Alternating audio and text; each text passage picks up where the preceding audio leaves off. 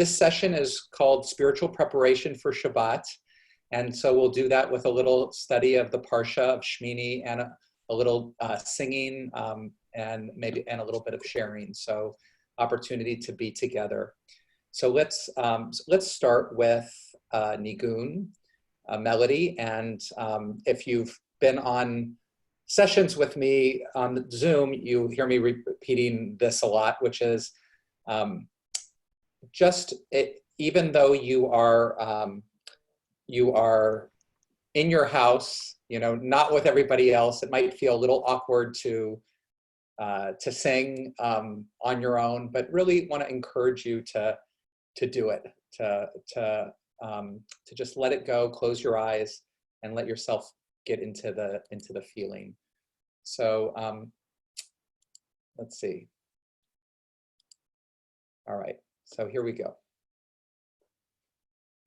Yai dai dai dai dai, yai dai dai dai dai, yai dai dai dai dai dai dai dai dai, yai dai dai dai dai, yai dai dai dai dai.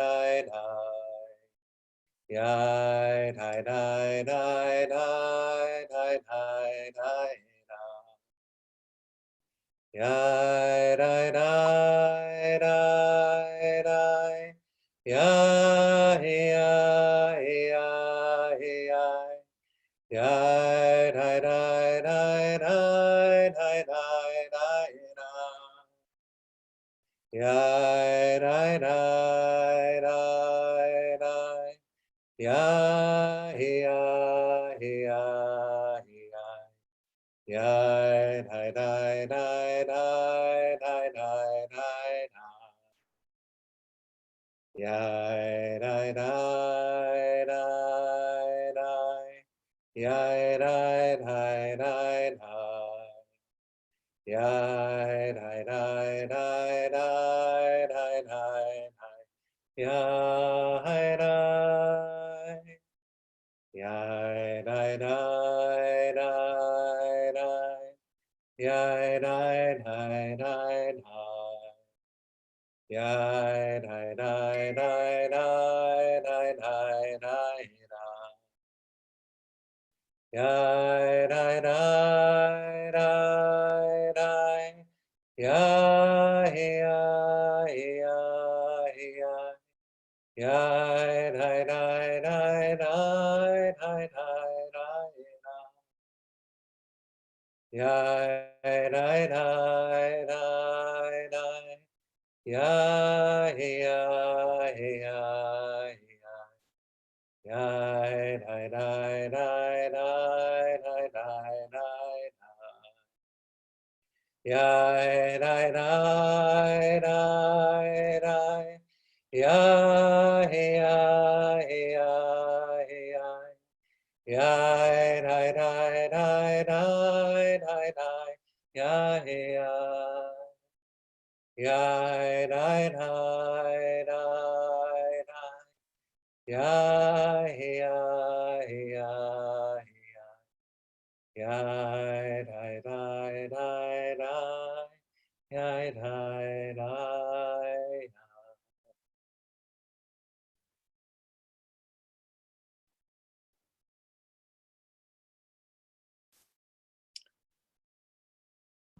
So that is a melody that we've been using in our community for some time, a little over a year. It's the Belzer Wedding Nigun from the Hasidic community of Belz.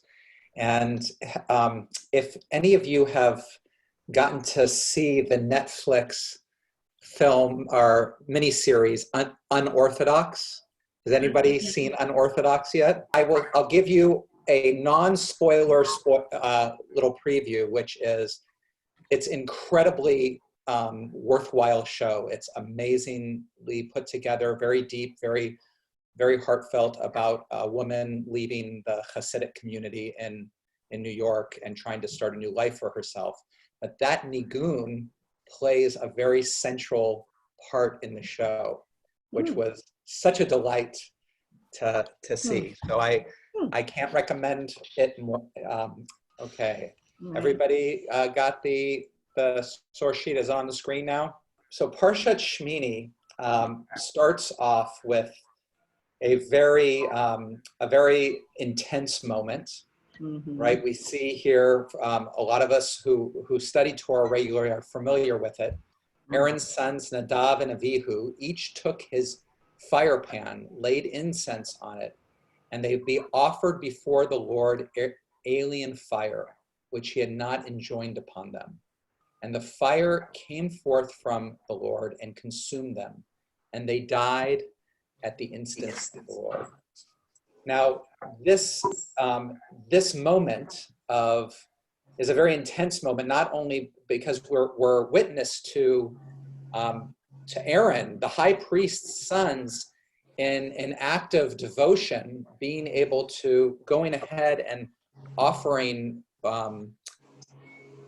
fire offering to God and dying in the process. And it seems to go a little bit against what we normally think if we're going to be of service to God in whatever way that we are.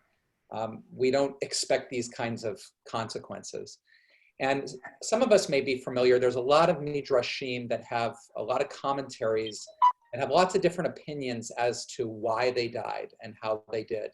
Some say that put a negative spin on it, trying to really explain it, that Nadav and Abihu were drunk. Some of them that says, the commentaries say they were arrogant. They weren't going to do it the way that God said it. They wanted to do it the way that they said it. But the way the direction that I'd love for us to try on this Shabbat is that they were truly doing an act of devotion. So if you look at Rashi's commentary, when this happens, Moses said to Aaron, when God said, I shall be sanctified by those close to me, I thought it referred to me or you, but now I see that they were greater than both of us. That in a sense that their death here was not seen as a punishment, but was almost seen as a reward as a way they wanted to merge and be a part of God to such a deep extent that they completely transcended their own mortality, in a sense, and merged with the one.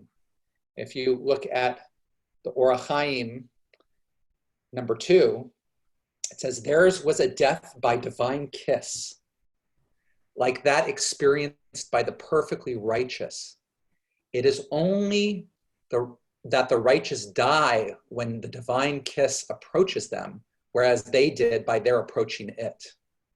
Although they sensed their own demise, this did not prevent them from drawing near to God in attachment, delight, delectability, fellowship, love, kissing, and sweetness, to the point that their souls ceased from them. My presence is, my depth, God says, is so infinite that you cannot hold on to your finite human creation and see my face, in sense. So I'm gonna show you my back. In this case, the back being the 13 attributes of compassion, something that you can relate to me, that you can connect in. And here, Nadav and Avihu, this wasn't a request, like Moses requested for God, hey, can you show me this? God said no.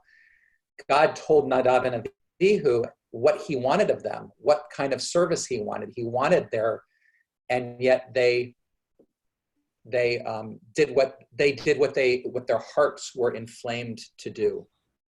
So any thoughts about this? Any problems that you have with this kind of vision of holiness, of spiritual service? The rabbis have trouble also with the fact that they weren't allowed to mourn in that sense, that Aaron and without going down that particular rabbit hole, which is an important one to go, if we were connecting it with this interpretation, like you're saying, Gail, is there some piece to say that that there was a way of seeing that they finally got what they wanted, you know, that they got to merge with God here. They got the divine kiss. They had that. You know, there is a Kabbalistic idea that gets brought out in a lot of Hasidic commentaries, which is this sense of the spiritual journey, liken it to Jacob's ladder. It's Ratso V'Shov. The angels were Ratso V'Shov, running and returning, going and returning, going up and down. And that is kind of, gets interpreted as each one of our own, the running, the Ratso, is that desire for transcendence, that desire to say, I want to escape, and I don't mean that in a bad way, but escape, open beyond my current limitations, my current perspective, my current awareness. I want to open my heart more, see more, experience more, transcend, merge more with the one reality. And that is in every one of us. And that is an important piece. But then it doesn't just stop there. Then there's the Vishov. Then there's the return. There's taking the awareness that we have and trying to bring it down and ground it in our lives. You know, it's like the whole, people say, what is it about Kabbalah of why people can't study it until they're 40 years old? And we won't even get into the fact that you have to be a man and 40 years old, but 40 years old, in some sense, to say that that one way of looking at that is you need to have enough grounding in the world, a job, a family, responsibilities to other people, that you're meant to be a blessing in the world, to be a channel. And last week in our session, we talked about being a channel, a vessel for God's presence out there. So the idea is the reason why you ratso, why you transcend, why you expand out is so that you can return, so you can bring that back in, so you can bring greater blessing into your children, your family, your community, all of those things. And that's really kind of the purpose of that Jacob's ladder metaphor, and the purpose of human life. And here, it's almost like to say is that Nadav and Avihu, you know, they did the ratso, but they weren't interested in coming back and integrating it. It was completely, and so one might say, is that really for the sake of God? Is transcendence, is spirituality, is all of that really for the sake of God if it's not going to be used to be able to bring relief to suffering around us? The other really great image for this piece of this tension that we have between going up and out and coming back down and integrating comes from a candle flame. And, you know, the book of Proverbs says the soul of a person is the lamp of God. And it's a great way to look at that, to talk about our own kind of inner essence, who we are, is that if you look at a candle, right, the flame is pulled to ascend. It rises heavenswards. But the thing that keeps it, but yet the wick keeps it grounded at the same time. The wax or in a candle or the oil is giving it that fuel, and the wick is keeping it rooted in the flame. But yet there still is that push to ascend all the way through. And can that image be something as we are able to both do those things in our lives to help us ascend and expand, but also stay rooted and grounded? And maybe part of this is why, in the text we have here, is that Nadav and Avihu's offering was called an Eish Zara, a strange fire, right? A strange fire. And maybe it was a strange fire because if we take that image of the candle and the wick, that's one that is, even as it ascends, it's rooted. But theirs was the ratso without the shov. And, and that was the problem. So we go a little bit later in the Parsha, and well, before we go here, let's just say that do people, do you relate to the idea of the desire for transcendence? Do you feel in your own life or your own being the desire to expand beyond yourself, to have that kind of ratso motion or movement, and how do you express that? I know because we're talking very conceptually right here, very abstractly, and I'd like to make sure that we can ground it in some real examples of our lives. I think part of this could also be, we could liken this to wanting to have certain experience, wanting to have highs, okay? I think all of us, you don't have to get into the world of drugs to say that we all want highs. We want to feel good, we want experiences, we want to come out, we want to, we want to see and live in a deeper relationship with the world and ourselves, and we want to have new insights. But sometimes we might not be comfortable making the necessary changes inside of ourselves to accommodate those new insights. It's one thing to know kind of in your heart of what you need to do or what the right thing to do is, but because you've seen it, you've experienced it, but you have to feel some really uncomfortable stuff in order to actually make those changes.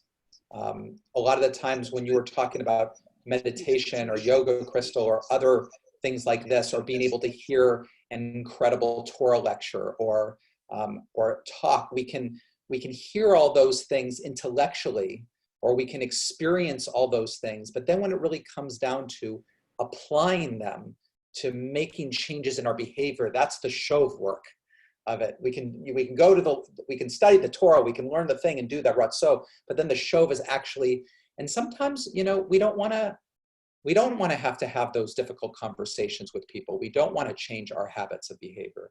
And that's kind of what we could look at this parsha as asking us to do. So if we look at number 3, from Leviticus 16, 1 and 2, God spoke to Moses after the death of his 2 sons of Aaron, who died when they drew too close in the presence of the Lord. And the Lord said to Moses, "Tell your brother Aaron that he's not to come at will into the shrine behind the curtain in front of the cover that is upon the ark, lest he die, for I appear in the cloud over the cover." So we're coming back to now God's making clear what the original boundary was. He's saying there's boundaries.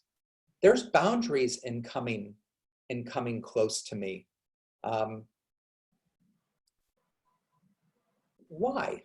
I just want to ask this. I know we can get it in the story, but if God is good and deep and it is really about depth, why do we need to have boundary? Why can't we just go right in, just like Nadav and Avihu? I mean, and I want to say that in this way of like, let's talk real talk here. Like, how are you really going to die? What can you actually do that's going to, in your own kind of spiritual service, heart, whatever, that is going to, what could be damaging about approaching God or spirit in this way? Okay, and this is interesting because what I'm hearing you say is, it's the example you're using is almost saying that sometimes the awe that we can experience in relation to certain things in life are in part created by the fantasy that we might have about it. Like not the real, we don't know how the sausage is made, in a sense. Or it's also that I had the same experience, Wendy, when I was a teenager and I worked at Disneyland for the first time when I was 16, and we went behind the curtain, behind the stage, and saw, you know, that it's a business and everybody's doing it just like all of that and all the, you know, the magic and everything else. And I think, you know, that's something that for sure is true when it comes down to the ways that we idolize human experiences, or we make God out of people or out of situations in some way, and then we get too close and the bubble is burst. You know, in this sense, almost it's saying, wow, that desire for transcendence that we're talking about, the desire for real connection, is that there has to be boundary around it, that somehow you can actually transcend too much. You can go too far. Yeah, so your bubble again could be burst, the same kind of situation. Yeah, I think, you know, I think that one of the things that we could take away here is, you know, God's basically setting of a boundary is a way of saying, you know, you need to hold both of those ratso v'shov parts of your journey. If you don't make efforts to transcend, then you just stay stuck. You just stay in your own Mitzrayim, your own slavery, your own Egypt. If you're not making efforts to transcend, then, you know, then you're not going to be able to grow. But however, if you're all about transcending and not giving yourself enough time to integrate and practice and try to change habits of behavior based on your new insights, then you're headed for destruction. You have to be able to have the time, spend the time and put the attention in being able to integrate new insights, new growth in order to make it part of you. So let's take some of that feeling. Let's let some of that absorb and percolate with a nigun, and then I have a final question for us. Okay, let's see.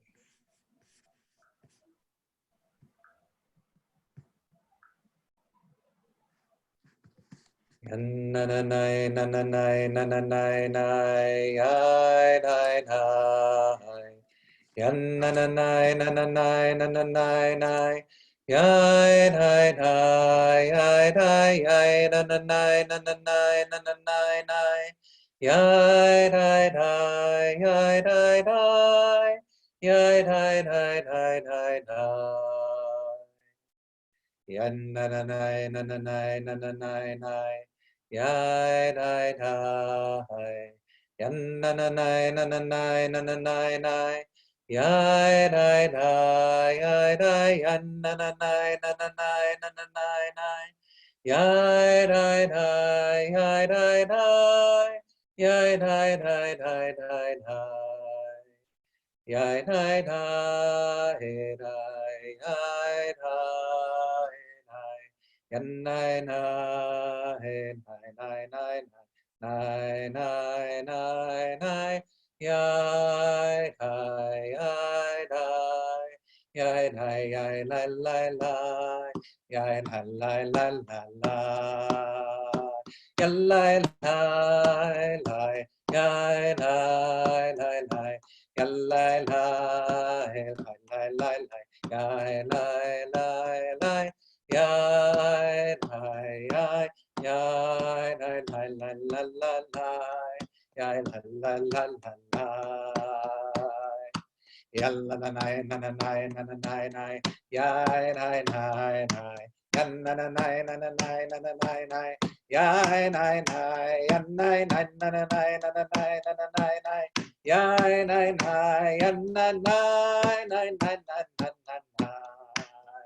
Yan nai nai nai nai nai nai yan nai nai nai nai nai nai nai yai nai nai yai nai yai nai nai nai yai la la nai yai nai lai lai lai lai.